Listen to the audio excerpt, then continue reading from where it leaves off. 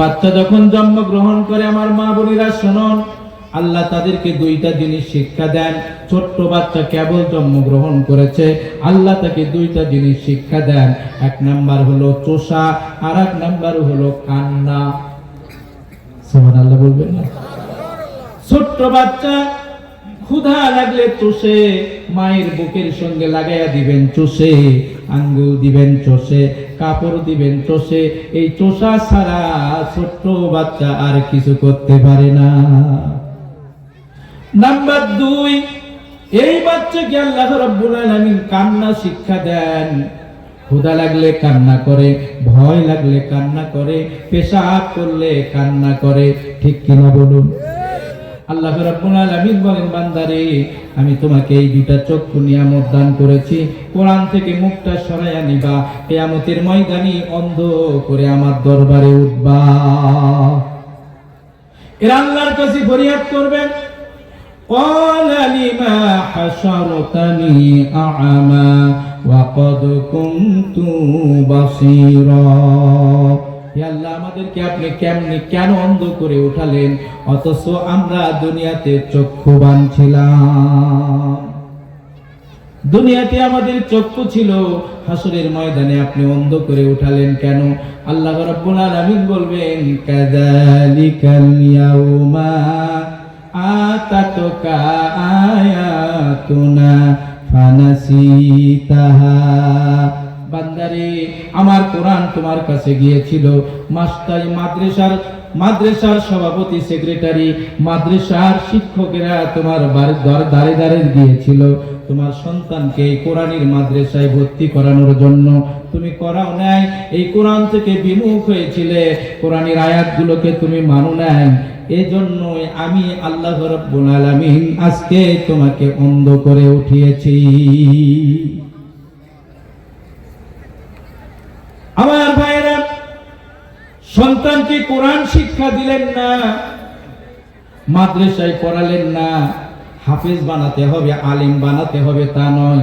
তবে একজন সন্তান যখন পৃথিবীতে আসে, বাবা মার জন্য 3টা দায়িত্ব এসে যায়। কয়টা দায়িত্ব? 1 নাম্বার দায়িত্ব হলো সন্তানের সুন্দর দেখে একটা নাম রাখা। সুবহানাল্লাহ বলবেন না? আজকে তো সমাজ ভরে গেছে গেদা পেদা দিয়া। ঠিক কিনা?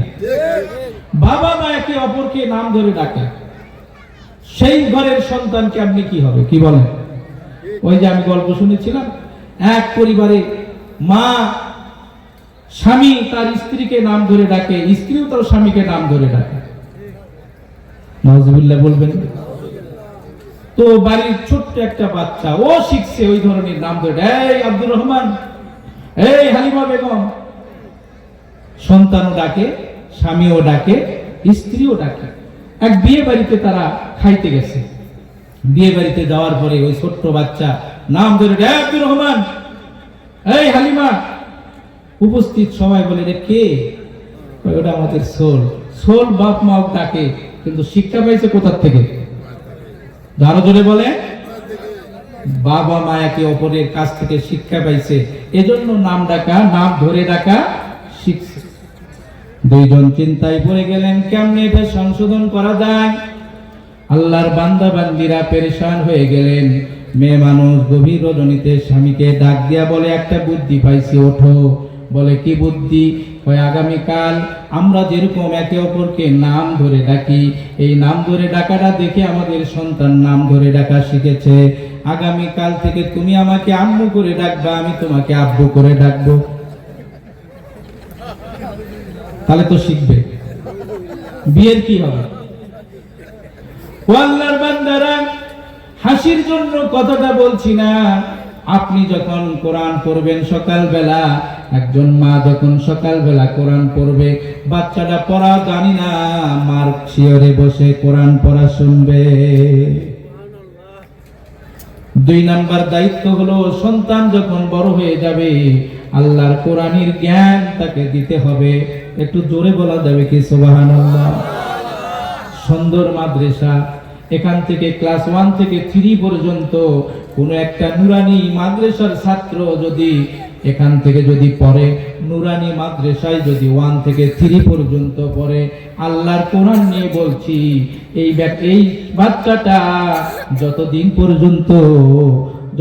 পর্যন্ত জীবিত থাকবে, মোটামুটি ইসলামের একটা জ্ঞান তার ভিতরে ঢুকে যাবে।